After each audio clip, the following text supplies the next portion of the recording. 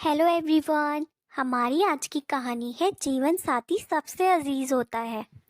College में happy married life पर एक कार्यक्रम हो रहा था जिसमें कुछ शादीशुदा जोड़े हिस्सा ले रहे थे।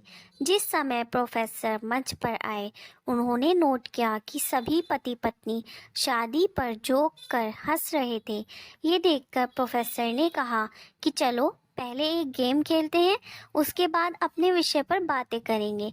सभी खुश हो गए और कहा, कौन सा गेम? प्रोफेसर ने एक मैरिड लड़की को खड़ा किया और कहा कि तुम ब्लैक बोर्ड पे ऐसे 25-30 लोगों के नाम लिखो जो तुम्हें सबसे अधिक प्यारे हों। लड़की ने पहले तो अपने परिवार के लोगों के नाम लिखे, फिर अपने सगे संबंधियों, दोस्तों, पड़ोसी और सहकर्मियों के नाम लिख दिए।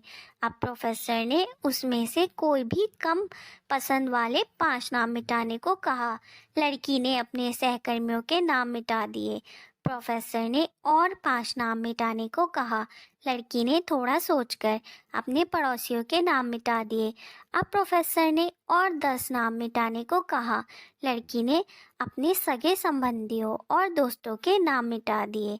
अब बोर्ड पर सिर्फ 4 नाम बचे थे, जो उसके मम्मी पापा, पति और बच्चे का नाम था। अब प्रोफेसर ने कहा, इसमें से और 2 नाम मिटा दो।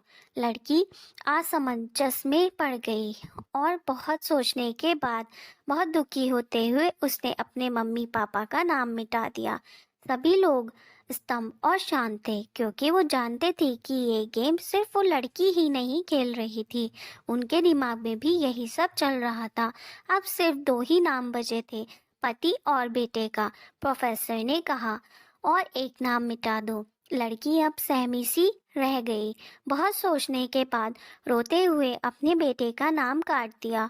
प्रोफेसर ने उस लड़की से कहा, तुम अपनी जगह पर जाकर बैठ जाओ, और सभी की तरफ गौर से देखा और पूछा, क्या कोई बता सकता है कि ऐसा क्यों हुआ कि सिर्फ पति का ही नाम बोर्ड पर रह गया?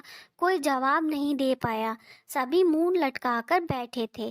प्रोफेसर ने फिर उस लड़की को खड़ा किया और कहा, ऐसा क्यों? जिसने तुम्हें जन्म दिया और पाल पोस कर इतना बड़ा किया, उनका नाम तुमने मिटा दिया।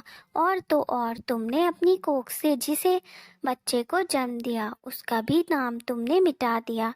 लड़की ने जवाब दिया, अब मम्मी पापा बूढ़े हो चुके हैं। कुछ साल के बाद वो मुझे और इस दुनिया को छोड़ के चले जाएंगे। मेरा बेटा जब बड़ा हो जाएगा तो ज़रूरी नहीं कि वो शादी के बाद मेरे ही साथ रहे, लेकिन मेरे पति जब तक मेरी जान में जान है, जब तक मेरा आधा शरीर बन के मेरा साथ निभाएंगे। इसलिए मेरे लिए सबसे अजीज मेरे पति हैं। प्रोफेसर और बाकी स्टूडेंट ने तालियों की गूंज से लड़की को सलामी दी। प्रोफेसर ने कहा, तुमने बिल्कुल सही कहा।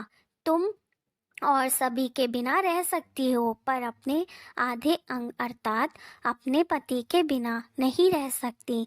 मजाक मस्ती तक तो ठीक है, पर हर इंसान का अपना जीवन साथी ही उसको सबसे ज़्यादा अजीज होता है। Thanks for watching. Like, subscribe and share.